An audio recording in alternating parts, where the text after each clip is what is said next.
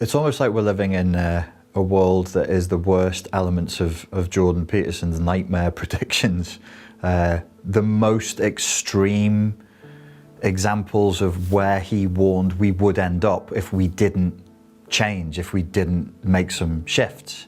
So you have this toxic, malignant naivety mixed with utopianism, mixed with really hardline identity politics, creating an explosion of narcissistic rage induced by multiple narcissistic or perceived narcissistic injuries over time from people who are extremely fragile, extremely thin-skinned, and very intolerant of other people's point of view. We have, it seems, now abandoned reason and the capacity to meet each other in the middle, avoid the multiple pitfalls of identity politics, and just engage in reasoned debate based on mutual respect for common outcomes.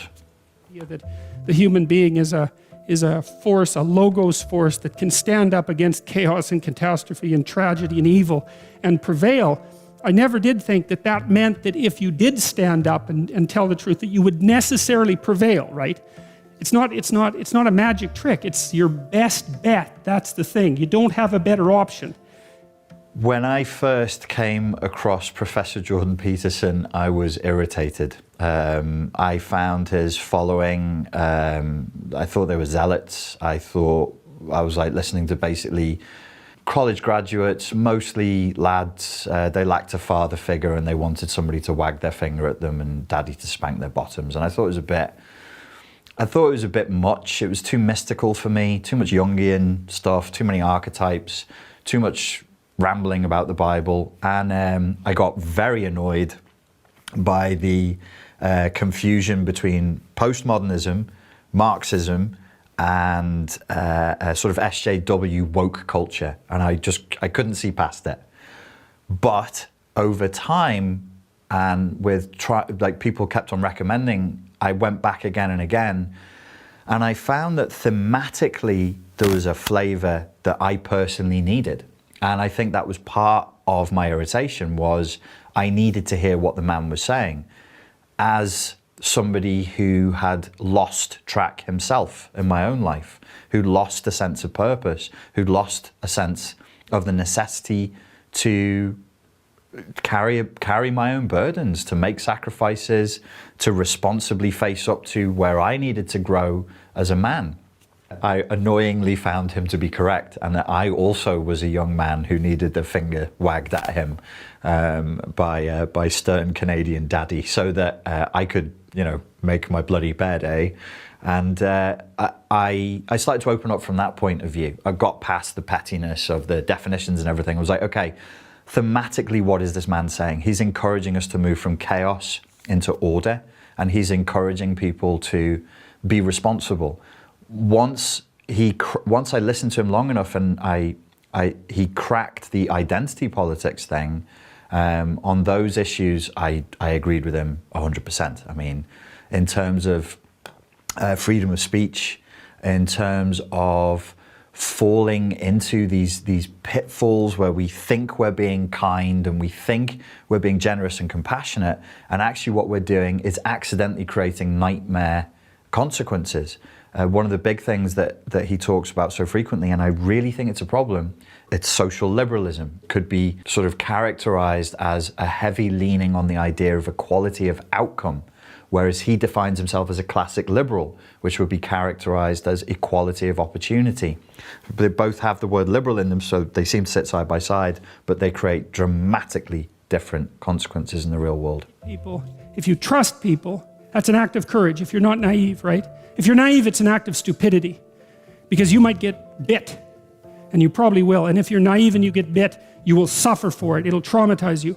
But if you're not naive and you know you can get bit, then you might ask, well, what should you do with people? And the answer is you should trust them. And not because you're naive, and not because they couldn't betray you, and not because you don't know that they could betray you, but because if you hold out your hand in trust, then you're inviting the best part of that person to step forward, and that won't happen unless you take that initial step, and that's courage, not naivety. And so to trust someone once your eyes are open, that's an act of courage, and that opens up the world. And you might say, okay, Jordan Peterson very accurately prophesized the time that we're going through. If you go back to one of his talks in the biblical series, the Abraham talk, he opens by, and this is from 3 years ago now, talking about how YouTube shut his channel down.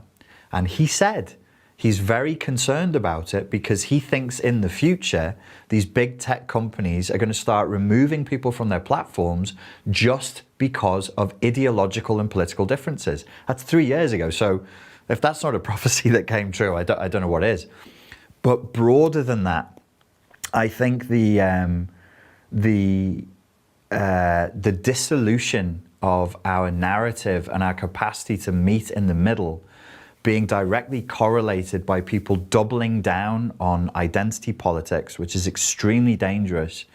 And some of the worst elements, I wouldn't call it postmodernism or Marxism. I would say it's much more low resolution, to use his phrase, than that. It's like wokeism. So wokeism is a cheap version, a cheap replica of Marxism, as a cheap replica or just misuse of postmodernism to say, well, because some institutions are bad, tear everything down, which is, it's a really lazy, sloppy, low impulse control understanding or misunderstanding of some valid points, like institutions, can do evil when we say this is the way it must be. Tyranny can follow in the footsteps of that. But the conclusion then isn't destroy all institutions, destroy all hierarchies. That's not going to lead anywhere good either. So, but that's what we're seeing. We're seeing it's very much an anti-hierarchical, anti-institutional phase of humanity that we're living through. Because we've seen the damage that can be done, we're saying level it all, smash it all down. If that isn't exactly what he prophesied, I don't know what is. And so Nietzsche had this really interesting idea about freedom, and he believed that slavery was an intermediary between the undeveloped individual and the free individual, that you had to submit yourself to some intense disciplinary process for some period of time in your life before you could develop any true freedom. So one of the things that he comes back to again and again, and he cites Nietzsche frequently on this subject, is the concept of discipline, of the concept of living within a structure, within a sort of ordered manifestation of an intent. And how that brings us back to ourselves. So we're focused on ourselves and our own responsibility. I think because he's been working in universities his whole life and he's seen this cultural shift towards looking outside, where everybody is just blaming. They're blaming the outside world. They're blaming this institution, this person. And ultimately, if you go too far in that direction, of course, everything dissolves into witch hunts and cancel culture. Because if all the problems of the world are out there, then we must, the logical conclusion would be, go out there and get them. Go out there and eradicate them and stop them. And of course, it's not true. So from Nietzsche to Jung, the Jungian point that he references a lot of times is that some of these problems dwell in the shadow. They dwell in the unconscious. They're really not out there. Sometimes they're in here. And drawing that distinction is hard. And it takes time, and it takes work, and it takes humility. And we have to be willing to do that. We have to be willing to go there to, as Jordan Peterson says, face the monster. Because, as he says, you're not so bloody brilliant either. So you've got a bunch of people thinking they're angels and that they're on the side of good because they're pursuing evil, which is a puerile, childish way of organizing your life. In fact, it's not a way of organizing your life at all. It's a way of avoiding life. It's a way of avoiding responsibility in adulthood. Because you can just live your life as a perpetual witch hunter. It's role play. It's LARPing, basically. It's live action role play. It's pitiful. And it serves a function, which is it stops the person who's engaging in that behavior from having to face up to their responsibilities, from having to look to themselves and saying, where's the darkness in me? Where's the evil in me? Where am I going wrong? Where is this thing that I've been told is out there and that I am telling other people is out there is actually in me? And it's hard to do that, much, much harder to do that. And this is why I think he draws so extensively from archetypal stories from the Bible and so on, because he's trying to draw together these themes in a way that is comprehensible to people so they can understand it as being a human problem. He's not playing the same game. He's not saying it's you university students that are the problem. He's not saying it's all the fault of these SJWs or these postmodernists. He's saying it's a human problem. We've always wrestled with this. Sometimes we win, sometimes we lose. Right now, we seem to be losing in our fight with this problem. It opens your eyes to the domain of the transcendent. That's the right way of thinking about it. A real piece of art is a window into the transcendent. That's what it is. And you need that in your life because you're finite and limited and bounded, right, by your ignorance and your lack of knowing. And unless you can make a connection to the transcendent, then you don't have the strength to prevail.